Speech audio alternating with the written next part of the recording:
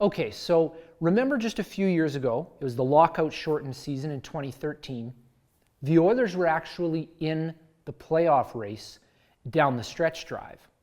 On April 3rd of that year, the Oilers had won their 5th straight game and were in a playoff spot with 12 games remaining on the schedule. Now, we all know what happened next. They lost 9 of their next 10 games and wound up with another high draft pick. It doesn't matter. It's in the past. That's right, Rafiki. It is in the past. Tell myself that every day.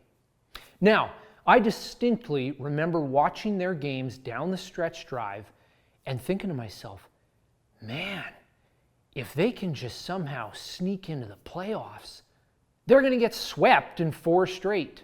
And that was because they didn't even look like they belonged on the same sheet of ice as teams like Los Angeles and Anaheim. Yes, the Oilers had a mitt full of skilled guys like Hall, Hemsky, Eberle, Nugent-Hopkins, Gagne, and Yakupov, but there were 2 things seriously lacking on that roster: size and balance. And that is why I was so excited when the Oilers hired Peter Chiarelli. Having managed the big bad Bruins for 9 years, he must have come to Edmonton, looked at his group of players and said, this team needs to be at least 3 times bigger than this. Now, I know this is a contentious issue among fans because there are some that believe speed is the way to go.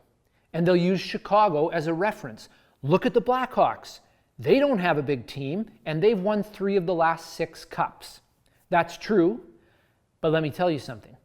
If you don't have some size and strength in your lineup, you aren't coming out of the Pacific Division, so you're not even going to be playing the Hawks in a series. After years of being pushed around by the California teams and Vancouver when they were a force to be reckoned with, the Oilers are finally able to break up the cycle in their own zone and establish one in the offensive zone. It's not flashy, but it's effective. It opens up room for your star players and it wears your opponent down. I don't know about you, but I would much rather watch the Oilers win games by grinding it out, battling along the boards and in front of the net, than endure another season of exciting last place hockey. Why do you think Peter Chiarelli said the Hall Larson trade wasn't sexy? Because it wasn't, but it was necessary.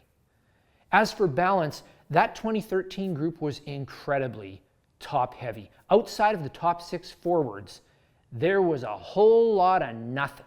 Nothing. The word is nothing, not nothing. There's an ing on the end of it. Nothing. Sorry, nothing. The top 6 forwards on that team combined for 200 points, and the rest of the forwards had 58. This year, if you look at the Oilers' production, it's been all about balance. Of course, McDavid stands out here. He would lead any team in scoring right now. But what really jumps off the page to me is that even though Eberle, Nuge, and Pouliot, also known as the second line, are all on pace for career worsts over a full season, guys like Maroon, Letestu, Kassian, Pitlick, and Caggiula have picked up the slack.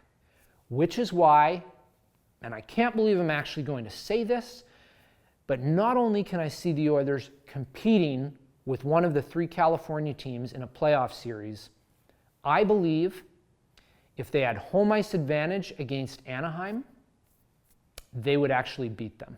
And as of right now, that's their most likely opponent. I'd love to hear what you think heading into the final 31 games of the season. Who would you like to see the Oilers play in the playoffs and why? Leave your comments below, and I'll see you next time.